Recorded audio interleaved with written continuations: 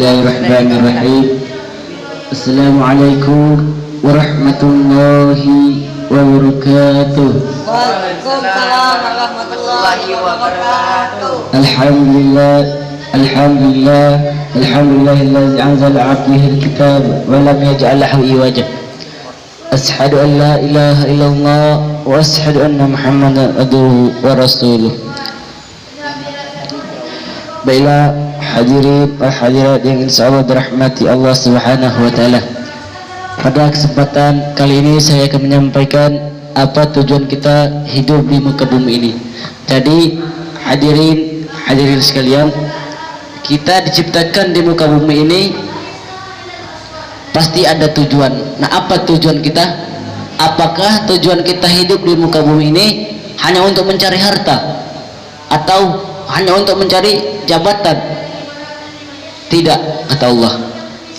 Tujuan kita hidup di muka bumi ini, kata Allah, hanyalah untuk wa ma khalaqtul jinna wal insana illa liya'budun, hanyalah untuk beribadah kepada Allah dan menyembah Allah Subhanahu wa taala. Apabila tujuan kita hidup di muka bumi ini hanya untuk mencari harta, kenapa si Qarun ditenggelamkan dengan hartanya oleh Allah?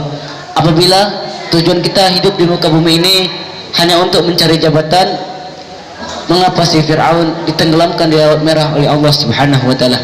Jadi hadirin yang insyaallah dirahmati Allah Subhanahu wa taala, tujuan kita hidup di muka bumi ini hanyalah untuk beribadah kepada Allah Subhanahu wa taala. Kata Allah, apabila kamu ingin beribadah kepadaku, maka laksanakanlah salat, kata Allah. Karena mengapa? Karena salat itu adalah ibadah yang paling utama, ibadah yang paling afdal di mata Allah Subhanahu wa taala.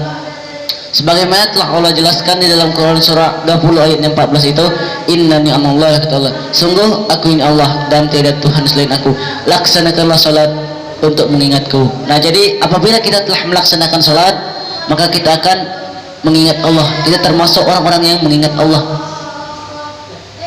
Jadi kapan kita harus melaksanakan salat?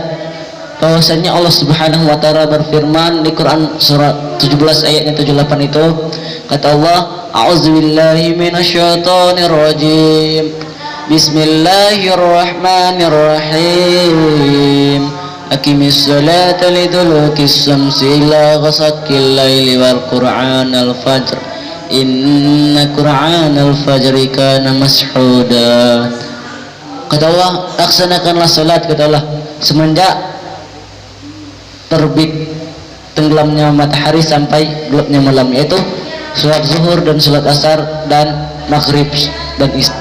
Dan laksanakanlah pula salat subuh, kata Allah, sungguh salat subuh itu disaksikan oleh para malaikat.